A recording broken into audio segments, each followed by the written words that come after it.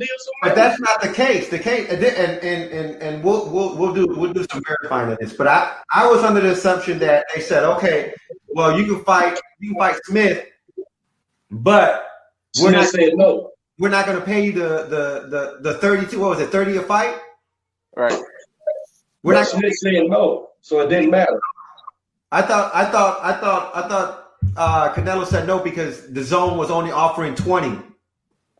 No, man. All them boys, none of them were trying to down the line, bro. None of them. They all came out and said how. That's believable. They all said how the money wasn't right on their end, or I wasn't ready. They even tried to. Remember, they even offered Caleb Plant a fucking fight, and he said no. He won't fight, bro. It's not as simple as you want. But you, to your point, I get it. Because you're sitting on the shelf. Oh, I get it. 100%. Yeah. And if it's money, check this out. Caleb Plant, Jamel Charlo, Liam Smith, Callum Smith, I'm sorry. And what's the other one we just said? Billy Joe. There's Smith, there's Billy Joe. Guys, fight Benavidez. Fight Benavidez. I just gave you 4 world champions. Triple G. Shit, fight someone. I just gave you 4 world champions. Y'all said no. And your response to me is go fight a MMA guy. Are you fucking kidding me? Or Oscar De La Hoya. Ain't that a bitch? They wanted Oscar De La Hoya to fight his promoter. That's crazy. If I'm Canelo, I want out that fucking deal too. I want to get the fuck away from these people, bro. They retarded. Right. But it's at the sake of, like you said, being on the shelf. Nobody's fighting. Nobody's winning. Nobody's making money. So I don't know what you do, man. I don't know what you do. It's funny. My whole thing, my perspective, again, I'm talking about business and I'm talking about money. If I'm not fighting, right, if you're saying, if Canelo, and I'm getting, and this is some of the assumptions saying that Canelo didn't want to take a fight because it wasn't the 30 that they promised versus the 20 that they're offering. And if he says, nah, I don't want to take the pay cut, well, not only are you not making the 20, you're going to end up losing more money on lawyer fees to fight the case. It makes no fucking sense. So, me, if I'm looking at it, the case, yeah. If I'm looking at it, right, and I'm saying, and they're putting fights at a discounted rate at lesser opponents, right, like these fucking, because they you know, like a De La Hoya fight. And this is all hypothetical. I'm 100% sure this shit was just someone was talking shit in the air and said, yeah, they want him to fight De La Hoya, or yeah, they want him to fight fucking McGregor or John Paul. But if they were serious, they said, yeah, we want you to fight these guys because they're going to generate fucking millions of fucking pay-per-views or whatever, I'll be like, fuck it. Let me go fucking knock these motherfuckers out, get my money, and get out this fucking contract so I can go do my own fucking promotion. Right. This is why I agree with you, man. I agree with you. But this is why you young fighters, man, it's so detrimental, bro, that y'all with a guy y'all build a rapport with and trust, because I seen when Canelo tweeted, I've never seen a fucking contract with this other. Not only did I never sign one, I've never even seen one with my name on it and shit.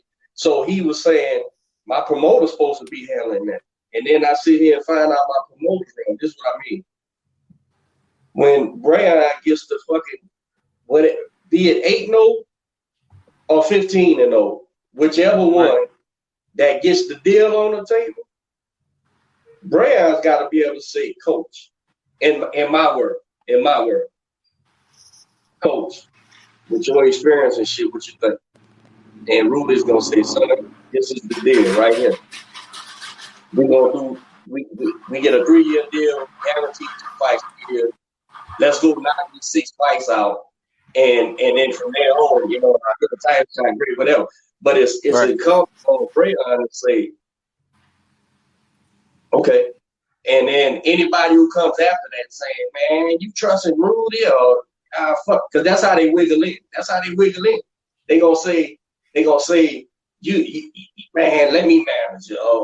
You know, and reputable people, reputable managers and promoters and shit. They gonna try to wiggle their way in, and ultimately the shit's gonna land on the fighter. I mean, the saying who I trust, who I don't trust, because even at certain levels, just a suitcase with money in it. All of a sudden you trust them now. Man, you shouldn't have trusted them because that was a suitcase with money. But who knows your personal business? Who knows if mama's about to lose the house or whatever? Who knows? That's what I'm saying. Even at a $300, $400 million deal, he had to trust his promoter, right? And now it seems to him his promoter was fucking him. You see what I'm saying? Boy, So whether or not he was or whatever, who knows? Because we're not either side. But that's why it's incumbent upon the fighter to make a logical, like when you let people in, right? Do coach vouch for him, right? Or do the manager who coach vouch for, who got us the deal, do he vouch for him? You know what I'm saying? It's all relationships, man, because the fighters busy trying to fucking fight and get in shape, man. That shit, you can't do that. If you were sitting there worried about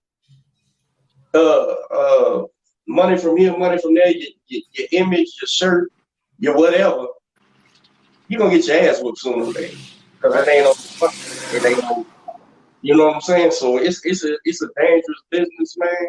And we all can speculate because that's what we're doing, right? And then on top of that, we all fans too. So we still want, at the end of the day, Canelo to be fighting, right? But who the fuck knows, man? Who the fuck knows what's going on over there, man? But it's incumbent to be this. So I say all that to say this: transparency. Bottom line. Yeah. We offer him, okay, let me talk to him, let me see it, or let me see the text messages or the emails or whatever the case may be. Let me see, because then you'll see. All right, this is verbatim what they said. This is what's on the table. This way, you know. And guess what? If nobody's lying, the transparency should be fine.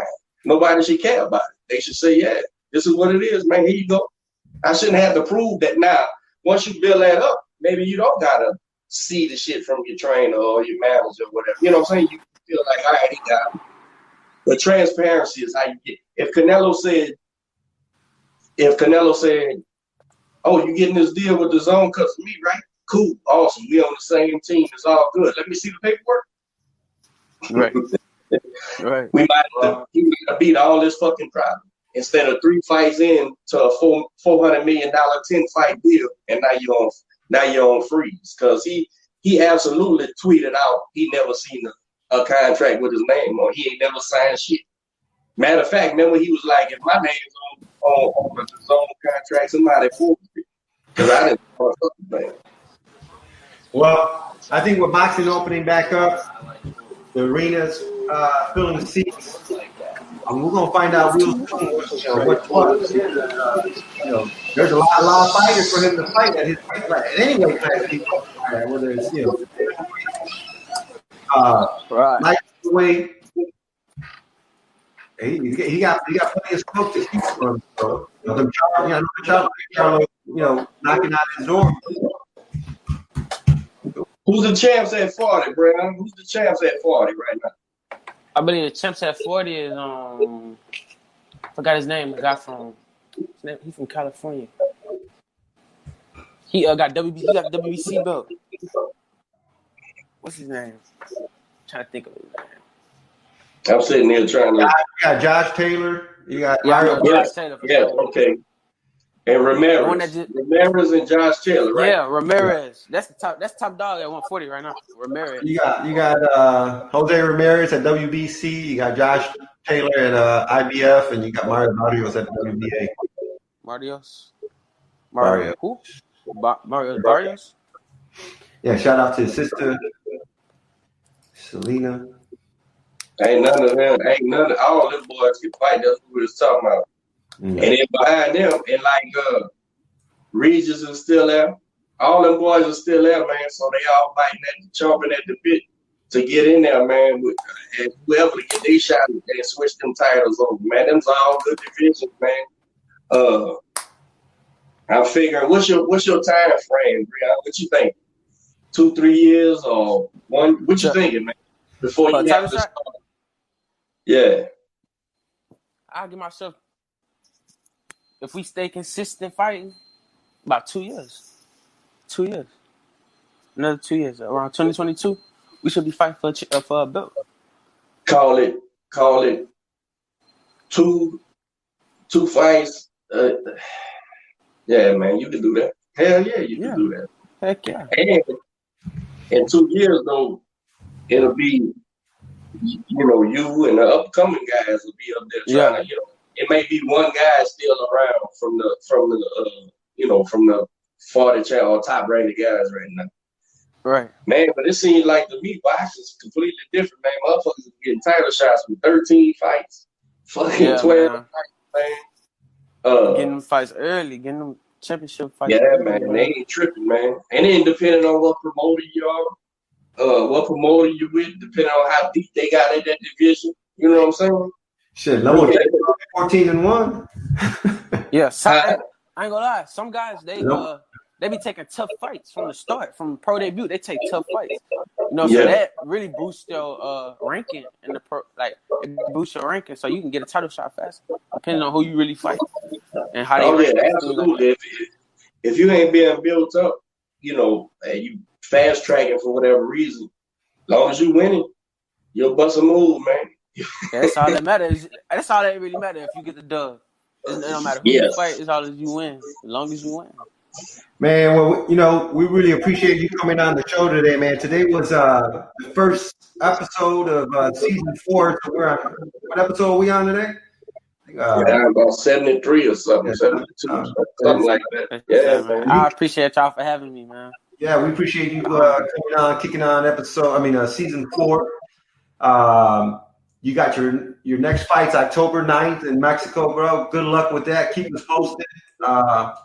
Send us a picture of your victory when you're done so we can post it on social media. Absolutely.